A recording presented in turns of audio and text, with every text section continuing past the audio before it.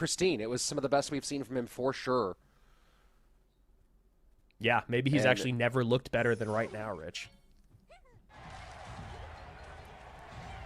Well, here we go. He has to do it again.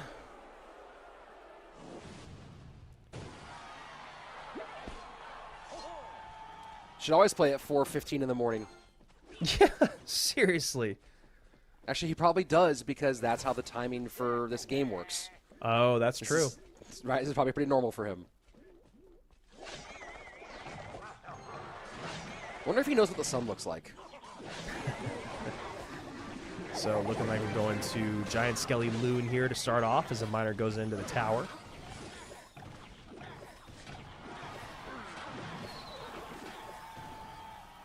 Well defended by Mohamed. And that Demolisher should not be an issue.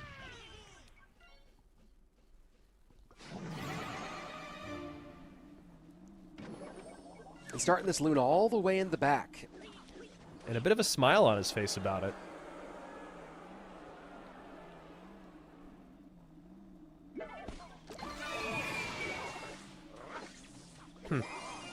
Yeah, I'm thinking the same thing. I'm trying to think of like what's all going on there. Was it that he misclicked? Was it like what's going on? Why was he? What was with the little smile there after the kind of strange Loon play? I think what it was is maybe Mo Light's timing on dropping the Knight was the perfect timing to bait out the ability on the Tesla, but it actually ended up going to the Knight.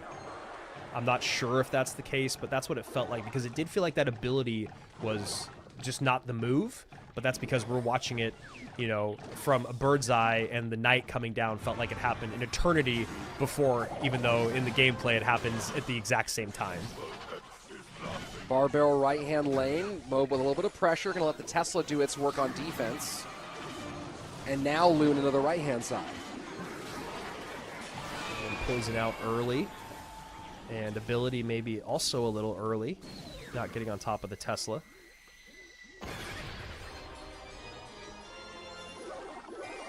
And the GY finally comes out. Tombstone in the back, and that is just a very bad defense from Sandbox. We've talked about this in the past. It's something that Eric Benamou, we talked to him about it. We talked about it yesterday, is you got to go for the sure thing, not what you want to have happen. Sandbox wants to activate King to feel like he's got the matchup locked up at that point because it's so much more difficult with this deck to get damage, or in any graveyard deck, but this one specifically to get damage when that King Tower is activated. It just wasn't the right play, and now he finds himself in a very difficult spot. Yeah, this is going to be rough going from this point forward.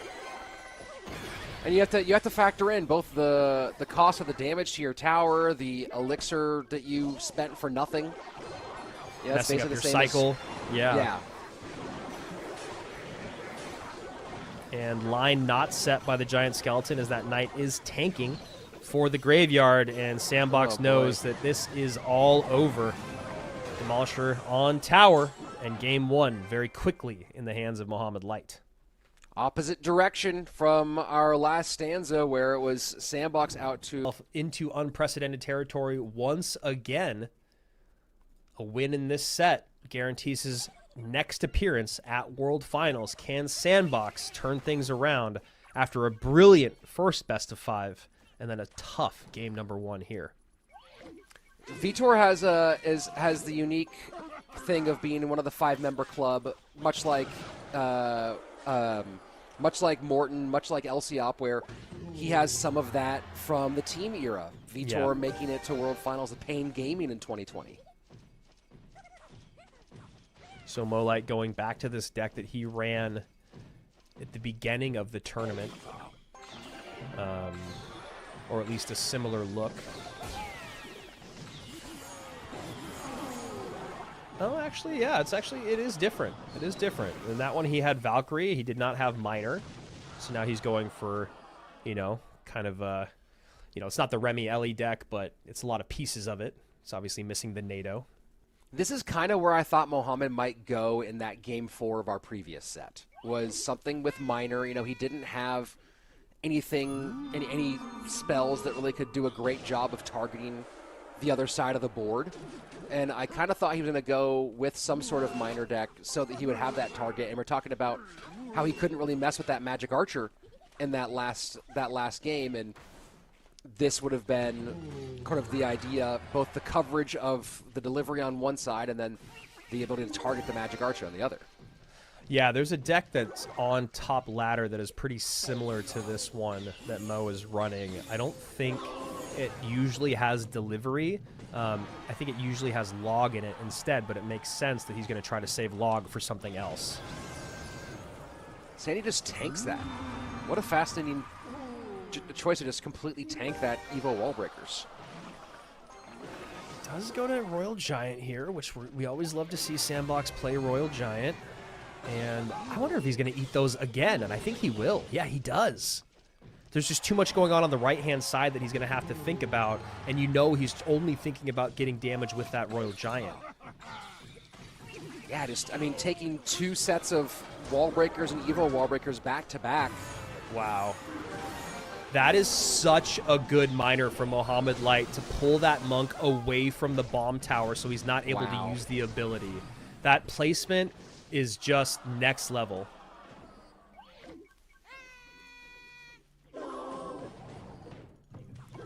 Little lane switch just for pressure from Mohamed. And just a great pileup at the bridge. 752, 1703. Just making Sandbox take some damage as he's trying to figure out what layers of this offense were going to come in from Mohamed Light. Now he has no way to deal with these Evo Bats at all. Skeleton Dragons come out late, but Evo Bats already putting in a lot of work. The second bomb tower there is big. This is a pretty big pressure situation. Only 3 elixir. Delivery comes down to clean all that up, and that is probably Mohamed's best defense of the day. 1261, 752, Sandbox down by about 500. Doesn't get the Skelly Dragons. I would eat these wall breakers too. He does go for the log. I don't know about that log. It's an interesting choice to eat that, right?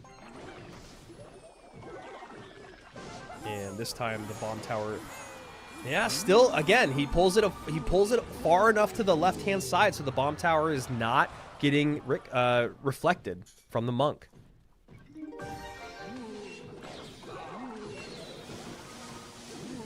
Nice lightning value.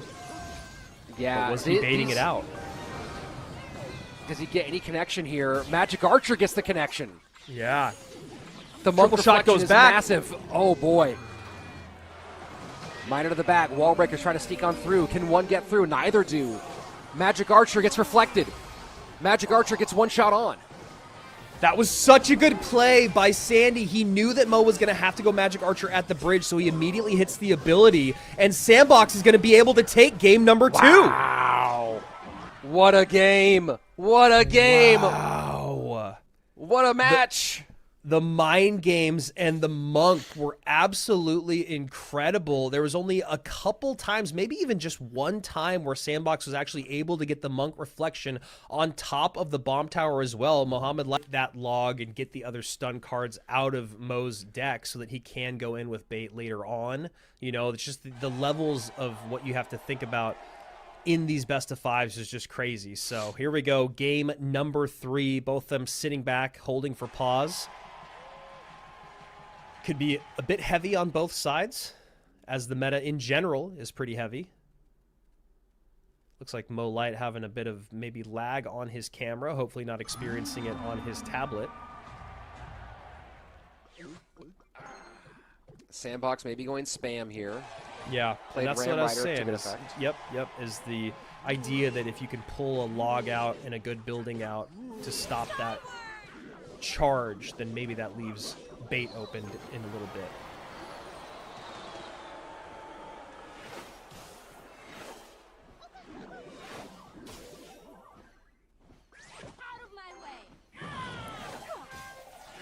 And regular mini P.E.K.K.A comes out, and the zap comes in for Sandy to get on tower, and he should get on tower with this as well.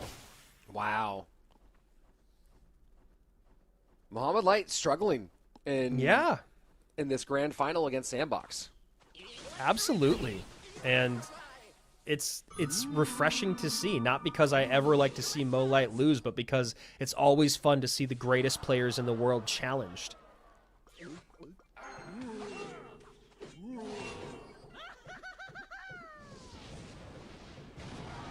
So far having all the right options as that Lumberjack gets a shot and the rage on tower, and Mo just looking a little deflated at the moment. Yeah, that's a great word for it. Just, you know, kind of out of sorts.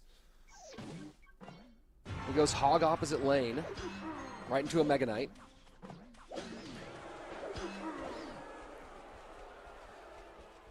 And you got to imagine that Mega Knight was buried when that Ram Rider came down. And I have the VOD up on my other monitor, and there was an exasperated look from Mo between games 2 and 3 as well. So maybe getting his patience being worn a bit thin. Nice high Lumberjack. Ew is there to clean everything up. And not the best set of goblins, but will do the trick. Ooh, man. I don't know what he has for this. And MK has to come down, but... That's going to be a lot of damage from the evolved MK, and the hog doesn't get through. Doesn't matter, though. Yep, there's that fireball zap. Wow. He has to play it, and now he needs to get a Ram Rider in. There goes the Ram Rider. What does Mo have for this? His own MK? No! Wow. Mo kind of went for broke there, and now Sandbox is one game away. You can see it. You can see it in his body language. You can see him freaking out. He's trying to lock in, not think about what's at the end of the road. He's Spells, let's go ahead and see what they got in store for us for Game 4. Here we go. Mo's life on the line. No more games to give. Sandbox has 1 game's worth of breathing room as the Evo Furnace comes out. We've seen Evo Furnace with Hog. We've seen Evo Furnace with Graveyard. Barrel makes me lean towards Graveyard a little bit. Lightning Log for Mohamed.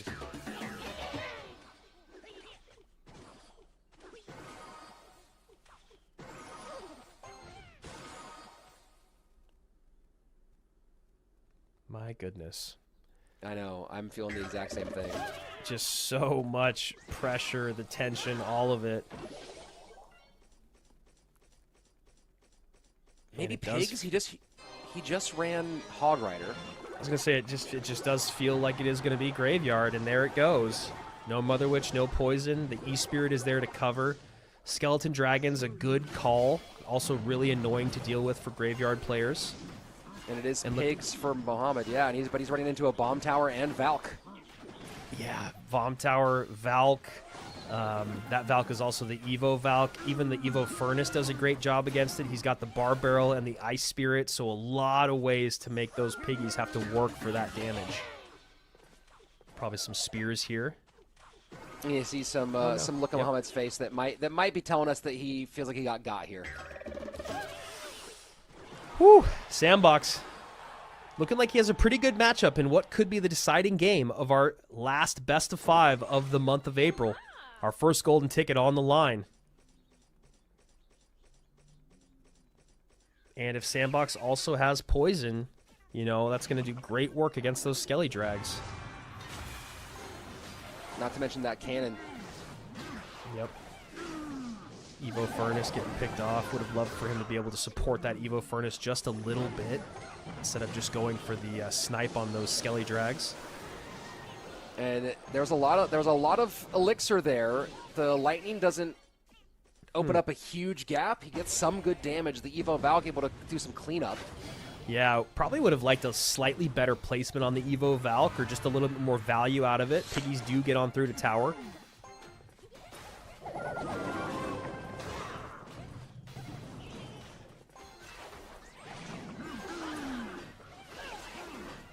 Good protection. Cannon to snipe that Furnace. Good placement there by Mo. And getting aggressive with the pigs is Mohamed as he makes sure that Graveyard can't be very well supported in the opposite lane. Sudden Death overtime on its way. 2 minutes will decide if we go to a Game 5 or if Sandbox pulls off for the first time something no one else has done against Mohamed Light. Really nice Mo Light with threading the needle on that lightning, knowing that Sandbox wasn't going to allow that Skeleton Dragon to get a hit. He plays his Furnace offset to the left-hand side, but still in range of the right tower. Gets some good lightning value. That's a good defense of the graveyard. Yep.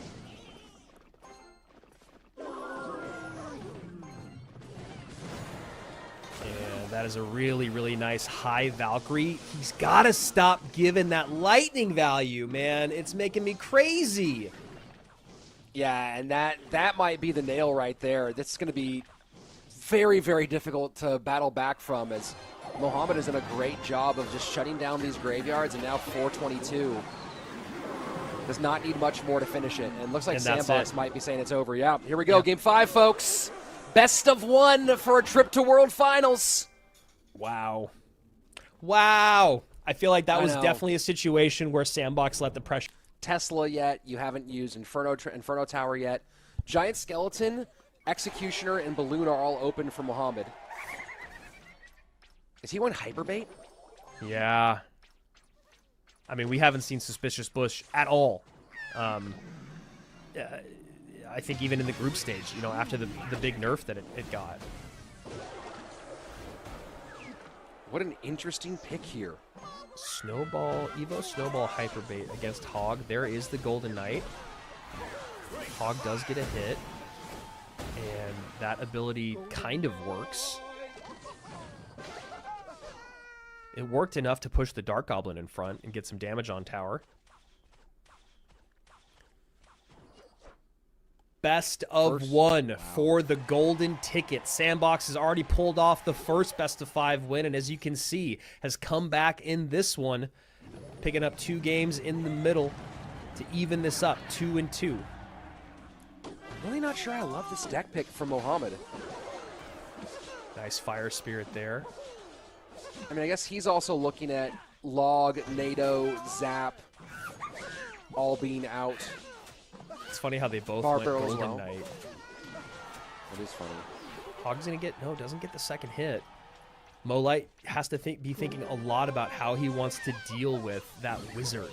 The Wizard seems like it could be really annoying. Oh, sure. And delivery a little late there, going to give up a nice chunk of damage to Mohamed. Yeah, I mean, he just has to guarantee he's hitting all those skeletons. A second early, one of those sets stays alive, and you have already pretty much lost the game. Best of 1, golden ticket.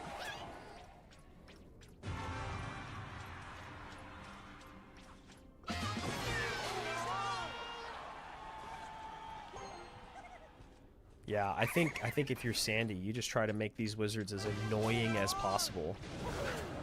There's the fireball that you called out, Rich. Fireball nice plus use. snowball. Yeah, really nice use on that. Hog not getting a hit. That's big. That's really big for that Hog not to get hit right there. Good delivery value here, though.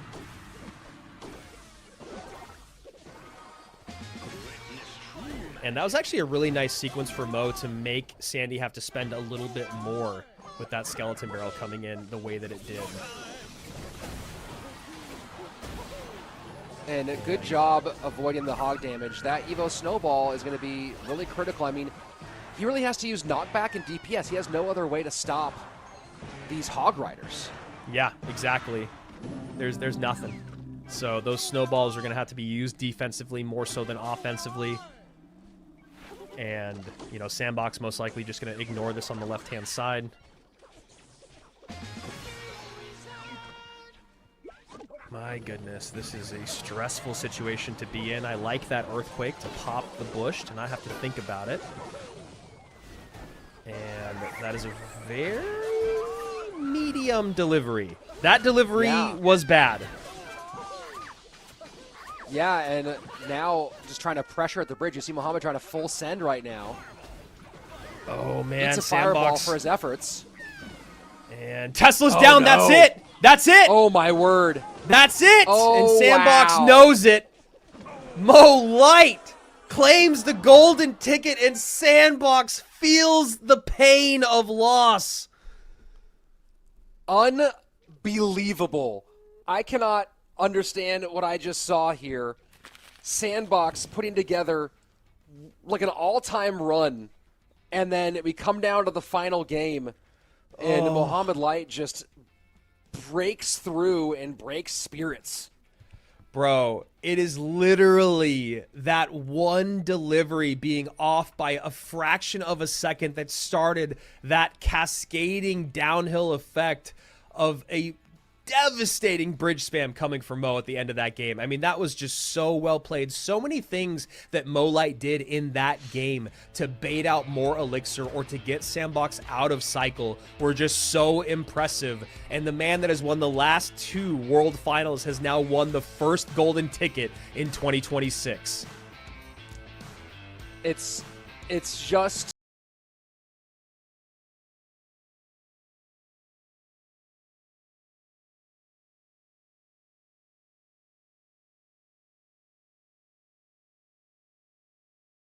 at what point does it stop? And we have a lot of season left to play. We have a World Finals left to go through. But now everyone knows that Mo will 100% be there yet again. And now the final boss is first one in. $6,000 to El Mollejas.